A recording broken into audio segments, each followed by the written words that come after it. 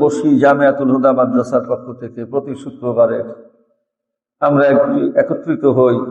মূল উদ্দেশ্য থাকে এই যে মুযাকারা, এই যে সামান্য আলোচনা, এই আলোচনার দ্বারা আল্লাহ পাক হয়তো এই আলোচনাটুক বলা শোনাকে কবুল করে নিয়ে আল্লাহ তাআলা মৃত্যুর আগে আমার আপনার কালেমা নসিব করতে পারেন।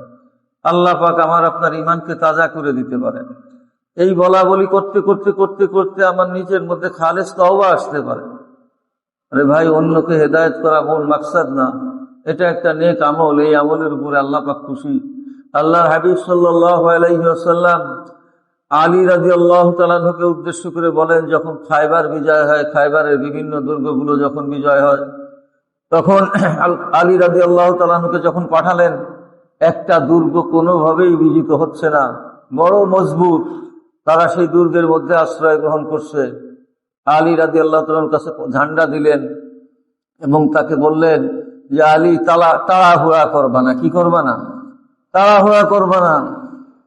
কাফের বলে হত্যা করার জন্য তাড়াহুড়া করবা না। বেদিন বলে আগেই হত্যা করার জন্য তাড়াহুড়া করবা না।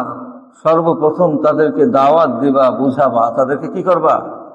বুঝাবা যে আমরা আসছি কিন্তু ছাড়বো না, যে কোনো একটা পথে আসো।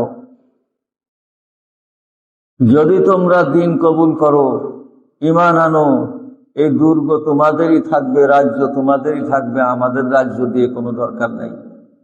আর যদি তা না হয়, এই দুর্গ এই রাজ্য আমাদের হাতে ছেড়ে দাও, আমরা ইনসাফ কায়েম করব।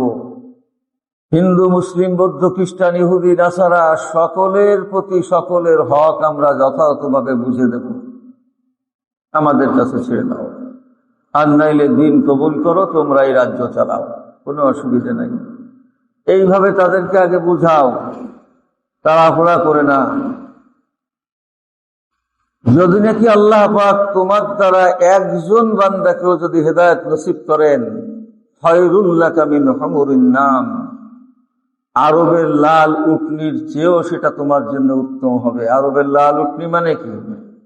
এই বর্তমান বিশ্বে সবচেয়ে দামি যে গাড়িটা, ওই গাড়িটা যেমন ধনী মানুষের খুব প্রিয়, তা আরবের ওই লাল উটনিটাও কি ছিল? আরবের রাজা, বাদশাহ, ধন সম্পদশালী ব্যক্তিদের সবচেয়ে বেশি প্রিয় ছিল। আল্লাহ নবী বলেন যে তুমি ওই লাল উটনির মালিক হওয়ার চেয়ে তোমার দ্বারা যদি আল্লাহ পাক রব্বুল আলামিন আল্লাহর কোন বান্দাকে হেদায়েত নসিব করেন, এটা তোমার ওই লাল উটনির মালিক হওয়ার চেয়ে তোমার জন্য অনেক বেশি দামি সম্পদ। সুবহানাল্লাহ। এই জন্য ভাই, আমরা এই জামিয়াতুল হুদা মাদ্রাসার শুরুতে এখনো পর্যন্ত নিয়ত আছে, এই মাদ্রাসা প্রতিষ্ঠিত হওয়ার আরো 5-10 বছর আগেও এই বিষয়ে আলোচনা চলছে আমাদের আলেম ওলামাদের সাথে, যে আল্লাহ পাক যদি এমন একটা মাদ্রাসা করে দেন, যে মাদ্রাসার ওসিলায় সমাজের সর্বস্তরের মানুষের কাছে দিন পৌঁছানোর একটা ব্যবস্থা হবে, সর্বস্তরের মানুষের জন্য দোয়া হবে, সর্বস্তরের মানুষের কল্যাণ কামনা হবে, সর্বস্তরের মানুষ কিভাবে ইহকাল পরকালে শান্তি পায়, এই ফিকির, এই চিন্তা থাকবে, এই চিন্তা গবেষণা, এই ফিকির করবে এই মাদ্রাসার উলামায়ে কিরাম, তালেবে ইলম, এই মাদ্রাসার পৃষ্ঠপোষক সাহায্যকারী, তারা সকলে মিলে এই ফিকিরটা করবে যে শুধুমাত্র শিশু, কিশোর, যুবক 200-500 তালেবে ইলমরা দিনদার হবে এটা না, সমাজের সকলেরই হক আছে। সমাজের সকলেরই কি আছে? হক আছে।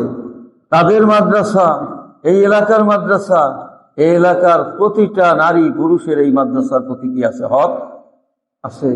তারা একদিন কিয়ামতের ময়দানে কি করবে? মামলা দায়ের করবে যে আমরা লজিং রাখতাম, আমরা টাকা দিতাম, চাঁদা দিতাম, বিভিন্নভাবে সাহায্য করতাম, কিন্তু তারা শুধুমাত্র 50 জন 100 জন তালেবে ইলমকে কোরআন শিখাতো, তাদেরকে দ্বীনের বুঝ দিত, কিন্তু আমাদের জন্য 1 সেকেন্ড সময়ও ব্যয় করে নাই।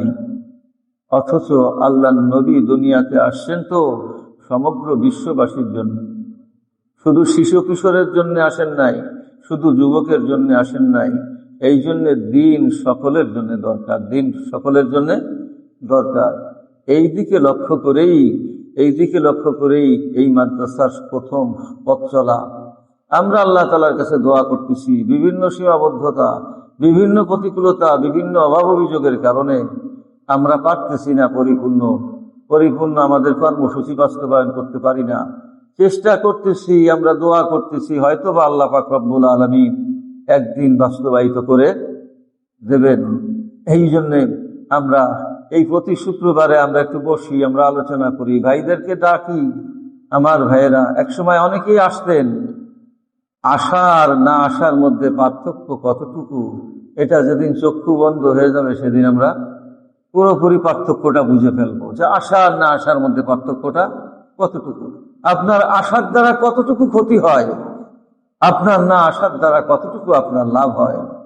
আমি আপনি যদি একটু আসি বসি, এটা আমার আপনার লাভই হবে, ক্ষতি হবে না। আপনার আমার দ্বারা দিন জিন্দা হবে, আমার আপনার ভবিষ্যৎ বংশধর, ভবিষ্যৎ প্রজন্ম একটা দিনই প্রতিষ্ঠান পাবে।